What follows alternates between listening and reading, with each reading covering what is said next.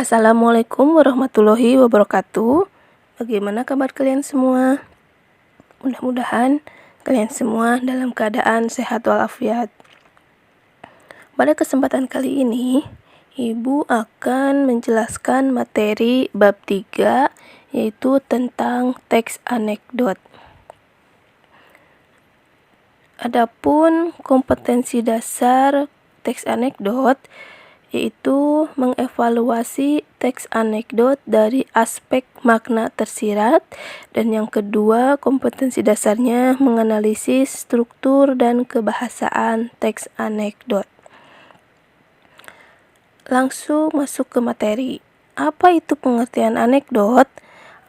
Anekdot adalah cerita yang singkat dan lucu yang digunakan untuk menyampaikan kritik melalui sindiran lucu terhadap kejadian yang menyangkut orang banyak atau perilaku tokoh publik. Jadi teks anekdot itu adalah isinya ceritanya singkat dan ada lucunya, tetapi jangan lupa di situ teksnya itu menyampaikan suatu kritikan atau sindiran. Jadi tidak hanya sekedar lucu ya. Jadi ada kritikan dan sindiran yang dapat disampaikan. Berikutnya ada membandingkan anekdot dengan humor. Nah, kalian jangan tertukar antara anekdot dengan humor. Humor itu adalah cerita yang lucu. Jadi kalau humor itu sekedar lucu, kalau anekdot tidak hanya lucu tetapi ada kritikan ataupun saran. Di sini membandingkannya dari ide cerita. Kalau anekdot itu peristiwa nyata yang benar-benar terjadi, kalau humor hanya sekedar rekaan. Dilihat dari isi, masalah terkait tokoh, publik, atau masalah yang menyangkut orang banyak. Sedangkan humor masalah kehidupan sehari-hari atau umum. Dilihat dari fungsi komunikasi, yaitu menyampaikan kritik atau sindiran secara halus. Jadi fungsi anekdot itu menyampaikan kritik atau sindiran secara halus. Sedangkan humor di sini hanya sekedar menghibur. Dilihat dari makna tersirat, adanya makna tersirat atau pesan tersirat yang disampaikan. Sedangkan humor tidak ada makna atau pesan tersirat yang ingin disampaikan. Ya, ingat. Jadi anekdot itu cerita yang lucu, singkat, tetapi di situ dia menyampaikan kritik atau sindiran. Sedangkan humor hanya sekedar menghibur saja. Adapun struktur teks anekdot ada 5, yaitu pertama abstrak. Abstrak adalah bagian di awal paragraf yang berfungsi memberi gambaran tentang isi teks.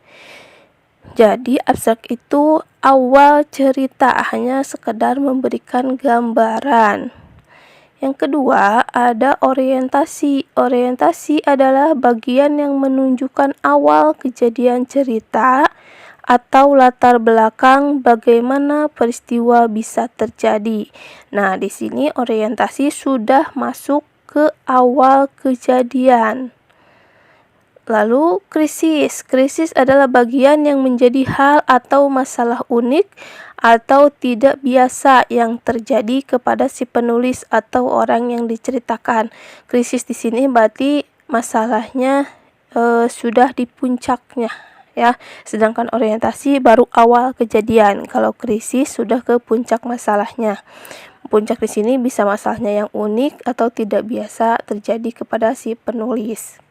Reaksi. Reaksi adalah bagian tentang cara penulis atau orang yang ditulis menyelesaikan masalah yang timbul pada bagian krisis. Nah, tadi kan krisis itu puncak masalahnya. Sedangkan reaksi sudah ke menyelesaikan masalah. Yang terakhir ada koda. Koda adalah bagian akhir cerita unik. Koda itu bagian akhir ceritanya, ya. Lalu masuk ke kaidah kebahasaan teks anekdot. Pertama ada kalimat langsung. Kalimat langsung adalah sebuah kalimat yang merupakan hasil kutipan langsung dari pembicaraan seseorang yang sama persis seperti apa yang dikatakannya. Jadi kalimat langsung itu dia berkata langsung. Contohnya di sini ada dialog Tono dan Udin. Tono berkata, "Saya heran dosen ilmu politik kalau mengajar selalu duduk, tidak pernah mau berdiri." Udin, begitu saja diperhatikan si Ton. Nah ini tandanya itu ada tanda kutip 2 ya, untuk kalimat langsung berupa dialog itu ada tanda kutip 2. Yang kedua, menggunakan waktu lampau. Kapan lampau itu? Berarti lampau itu bisa kemarin. Kalau hari ini apakah dia termasuk lampau? Tidak ya, karena hari ini bukan termasuk lampau. Termasuk lampau itu ditandai dari hari kemarin. Contohnya di sini ada kata kemarin, sejak dulu, konon, suatu hari, dan sejenisnya. Jadi waktu lampau itu waktu yang sudah dilalui lama. 3. Menggunakan pertanyaan retorik, yaitu pertanyaan yang tidak membutuhkan jawaban. Kenapa tidak membutuhkan jawaban? Karena di sini sebenarnya si penanya bukan bermaksud tidak tahu, tapi di sini dia tahu jawabannya tapi hanya sekedar bertanya. Contoh, mengapa jadi begini? Bukankah demikian? Atau misalkan, apakah kalian ingin sukses? Nah, sebenarnya kan si penanya itu sudah tahu pasti setiap orang ingin sukses, tapi dia ingin bertanya gitu. Itu termasuk retorik.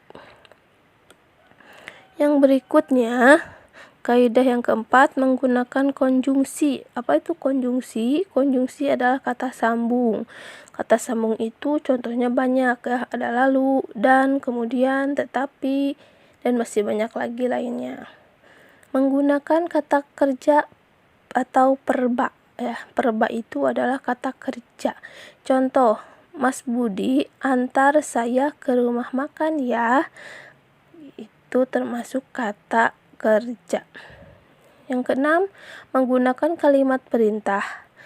Kalimat perintah adalah kalimat yang mengandung makna meminta atau memerintah seseorang untuk melakukan sesuatu. Contoh, tolong matikan keran air itu. Tapi dalam kalimat perintah tidak harus selalu ada kata tolong. Misalkan, tutup pintunya, ambil buku itu. Nah, di sini kalimat perintah itu ditandai dengan kata tanda seru ya. Kalimat seru adalah kalimat yang isinya mengungkapkan kekaguman atau perasaan. Ini tes kebahasaan yang terakhir. Contohnya, berarti di sini ada ekspresi ya. Misalkan, cantiknya gadis itu, atau wah, sepatumu bagus sekali. Wow, nilaimu tinggi sekali. Nah, itu termasuk kalimat seru. Mungkin cukup sekian penjelasan dari Ibu. Mudah-mudahan kalian sehat selalu dan bisa menjaga kesehatan. Cukup sekian dari Ibu. Wassalamualaikum warahmatullahi wabarakatuh.